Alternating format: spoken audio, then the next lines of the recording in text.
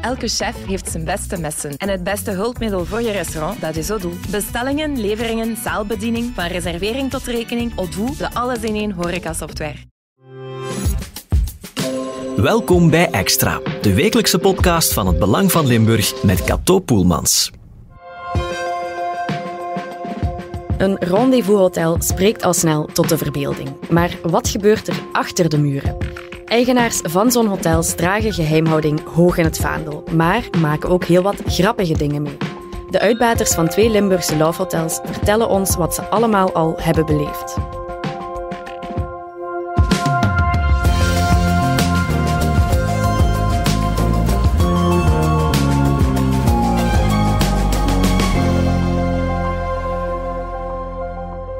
Ik ben Petra, ik ben 52 jaar en ik ben zaakvoerster van Entre Deux, een lovehotelletje. En ik ben de man van Petra, Raf, en 55 jaar. Ik ben Dirk Frank, uitbater van La Vie Belle, rendezvoushotel in Leopoldsburg-Geppen. We spreken Petra en Raf in de knus ingerichte lounge van hun lovehotel.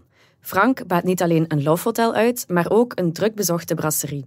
En het is daar dat we met hem afspreken voor dit interview. Hoe bent u ooit begonnen met zo'n rendezvoushotel? Van waar komt dat idee? Ik ben zelf begonnen ooit omdat ik mijn vrouw toen, ondertussen ex-vrouw, nog thuis woonde en dat wij regelmatig daar gebruik van maakten, van kamerverhuur. En ik zag dan dat die parking wel altijd goed bezet was. Ik denk, dat is precies een goede business. En zo ben ik er eigenlijk op gekomen om dat zelf te beginnen. En dat is ondertussen ook al 24 jaar. Hebben jullie ooit echt zo problemen gehad met gasten hier? Nee, eigenlijk op zich niet. We hebben eens 1 keer een vechtend koppeltje zelf gehad. Ja, wij kwamen voorbij de deur en we hoorden heel veel lawaai. En we staan allebei zo, de gerant en ik, met ons oor zo tegen de deur. En plots gaat de deur van de kamer open en die vrouw was nog op die meneer aan het slaan. En die meneer met zijn ondergoed naar buiten, zij naar buiten. Zo, dat zijn wel grappige dingen die we meegemaakt hebben. Maar echt zo mensen die dingen stuk doen of nee, eigenlijk niet. Op zich zijn de klanten wel allemaal heel netjes en proper. Ja, ik kan me inbeelden, dat is een hotel, komen en gaan. Hoeveel handdoeken en beddengoed hebben jullie dan in jullie rendezvoushotel? Heel veel, heel veel. We hebben kasten vol met handdoeken en lakens. De lakens die worden wekelijks opgehaald door een wasserij. En de handdoeken die wassen we zelf. We hebben 4 machines staan die gelukkig heel veel moeten draaien. En ik heb liefst dat ze heel veel draaien. Dat wil zeggen dat het druk is. Als ze stilstaan is het niet goed. Hè? We hebben eigenlijk 2 wasmachines die eigenlijk zo goed als constant draaien. En ik denk 4 droogkasten die constant zitten te draaien. Dus op zich, ja, dat is gewoon de ganse dag, hè, dat je eigenlijk aan het wassen en aan het plassen bent. Hè. Ja. En qua kuisproducten, hoe lang kunnen jullie doen met zo 1 fles bijvoorbeeld? Wij kopen dat per 5 liter. Ja, dat is een grote bus namelijk. Ik heb er zo echt geen idee over. Ja, dat is al toch rap zo'n bus en per week, denk ik. Hè. En wij gebruiken heel veel ontsmettingsproducten. Vooral dat, ja. Dus er gaat 5 liter per week zeker door. Het zijn heel grote bussen die wij kopen. Dus ja, wij kopen Dettol ook per liter. Ja. Allee, ik bedoel, dat gaat er toch vlotjes door allemaal. Ja. Het zijn verschillende producten die wij gebruiken. Hè. Dus ik schat 10 liter, alles samen. Hygiëne is heel belangrijk. Ik vind als er iemand komt in die kamer, die moet altijd het gevoel hebben dat hij de eerste klant is die op die kamer is. Niet dat er nog haren liggen of ik weet niet wat allemaal. Dus we hebben heel veel poetsproducten nodig. Ontsmettingsproducten, handschoenen, heel veel wc-papier, Kleenex. Dus dat is wel heel wat we gebruiken, ja. Zijn er ooit gasten geweest die u persoonlijk kent? Ja, veel eigenlijk. Omdat ze ook weten dat we heel discreet zijn. En ik heb ook een horecazaak dus. En daar kom ik heel veel klanten tegen die bij mij ook in het hotel komen, maar dan wel met een andere partner. Maar ja, dat is horen, zien en zwijgen. Hè. Mensen die ik ken, ja, redelijk veel eigenlijk. En het is al bizar als ik dan de deur open doe. En hij kent mij, of die vrouw kent mij. En ja, dan zeg ik onmiddellijk, dit is discretie, dit is ons shop. Dus ik ga dat tegen niemand niet vertellen. Ik probeer die mensen al te sussen. En ja, er zijn er veel die nog terugkomen.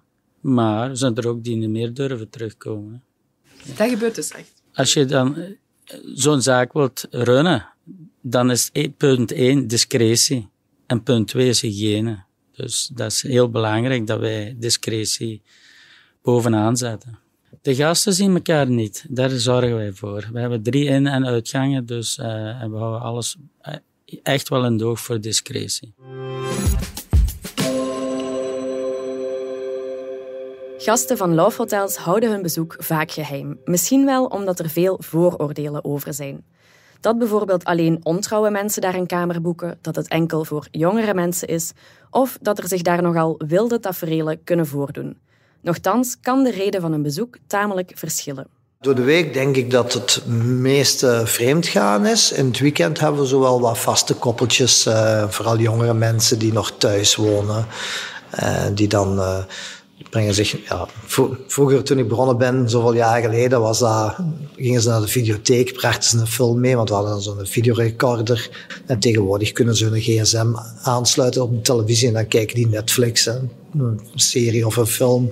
En ze brengen een pizza mee en die maken zich een gezellige avond voor. Pakken dan een paar uurtjes extra. Dus dat is meer het weekend dan wel vaste koppels. Ja. Ik denk dat er toch wel heel veel koppels ook gewoon inderdaad samen naar hier komen en dat het op zich niet altijd inderdaad vreemdgangers zijn die komen. En ik denk als je daarover nadenkt, dat toch wel zowat de helft van de klanten op zich wel met een partner komen. Dus ja, misschien ook gewoon om te ontsnappen aan de wereld, bij wijze van spreken. Gewoon eens 3 uurtjes gewoon bij elkaar. Dus als je een sauna boekt, kan je ook gewoon bij ons een kamer boeken. Lekker jacuzzi erbij, een flesje erbij, een hapje erbij. Dat is ook een soort van ontspanning als koppel of iets leuk om te doen. Hè? Ja, en we hebben heel veel jonge koppels uit de Turkse gemeenschap hier in Paal. Dus. En die zeggen mij altijd, niet allemaal, maar ik ken al heel veel mensen. En die zeggen, ja, ons huis, dat is normaal in de Turkse gemeenschap, dat zit altijd vol. Er is altijd wel iemand en je kunt er nooit je eigen zijn met je vriendin. En ja, daarom komen die naar hier. 'S Avonds zijn er dan de mensen die naar de avondschool gaan of die gaan sporten. In wat voor outfits komen er dan mensen binnen bij jullie? In de gekste outfits. Met hun hele sporttenue aan. En ze dan hebben die heel hard gesport, heel waarschijnlijk. En dan mogen ze wel douchen, maar het moet zeep zijn zonder parfum. Want anders zegt de vrouw van, waar zijn jij geweest? Je ruikt zo goed. Hè? Of de man. Hè? Dus dat is wel zo'n tenueke van een wielertoerist. Volleybal, basketbal, voetbal. Als het voetbal op tv is, vragen ze op dikwijls, kun je de voetbal opzetten? Want ik moet zien wat de stand is. Hè? Want ik ben zogezegd bij een kameraad, voetbal kijken. Dus zo van die dingen. Zijn er ook oudere mensen die langskomen? Ja, zeker. Ja, ik denk het oudste koppeltje dat komt om de 14 dagen woensdags. Ik denk dat die toch dik over de 75 zijn, denk ik. En het is altijd heel grappig, want die komen dan 1 week woensdag komen die bij mij in het restaurant eten. En 1 week woensdag komen ze kameren. En dan pakken ze een flesje champagne erbij. En we hebben ook zo'n speciaal kanaal met erotische filmen. En dan moet ik dat opzetten voor hun. En die hebben dan een leuke namiddag. Want ik hoor ze toch altijd goed lachen en giebelen. Dus het is nog plezant, denk ik. Ik heb nu nooit de leeftijd gevraagd, maar de man en de vrouw waren zeker boven de 75. Hè. Die kwamen elke week op donderdag, hadden die een vast uurtje, vaste kamer. En dat waren eigenlijk 2 koppels, waarvan de man van het ene koppel en de vrouw van het andere koppel hier daten. Terwijl dat het heel grappig was. In de winter gingen die dan samen overwinteren, de beide koppels. En die wisten dat dus van die andere partner wist dat dus niet van de andere partner, dat die eigenlijk hier daten. En die waren echt wel rond de 75, die mensen. Hè. Ja, dan hebben we nog 1 ouder koppeltje. Ja, ik denk dat die al wel rond de 80 zelfs zitten. Mevrouw komt uiteindelijk met het stotertje binnen, hangend in de man, zijn arm ook nog. En die hebben dan een escort erbij. En die komen regelmatig, of op regelmatige basis. En als je voorbij de kamer loopt, hoor je toch nog wel dat die mensen aan het genieten zijn. Dus dat is wel kei grappig. Zijn er mensen die het specifieke verzoek hebben om het, laten we zeggen, openbaar te doen, zodat ze bekeken kunnen worden eigenlijk? Er zijn er veel. Zo zijn er eigenlijk toch wel redelijk veel, hoor. Mensen die het gewoon leuk vinden of de kick ervan krijgen van er kan iemand voorbij mijn deur lopen als ik ze openlaat of iemand kan het zien. Of ja, dat heb je toch wel meer. Ook mensen die vragen voor drinken te brengen. En dan, die kicken ervan als je dan binnenkomt met dat drankje. Het gaat niet over het drankje, blijkbaar. Het gaat meer over betrapt te worden, eigenlijk. Gebeurt dat frequent? Ja, eigenlijk wel. Er zijn heel veel mensen die dat leuk vinden. We hebben wel eens gehad dat iemand vroeg, eigenlijk het was een escortdame die vroeg of dat ik per ongeluk zo eens de kamer wou binnenkomen, terwijl dat ze daar dan bezig was met haar klant. Die man die vond dat heel opwindend als ze dan iemand binnenkwam dat hij dat kon zien. Ja, ik denk oké, we zullen dat maar rap doen. Dus zo van die verzoekjes heb je wel, ja, van die heel rare soms.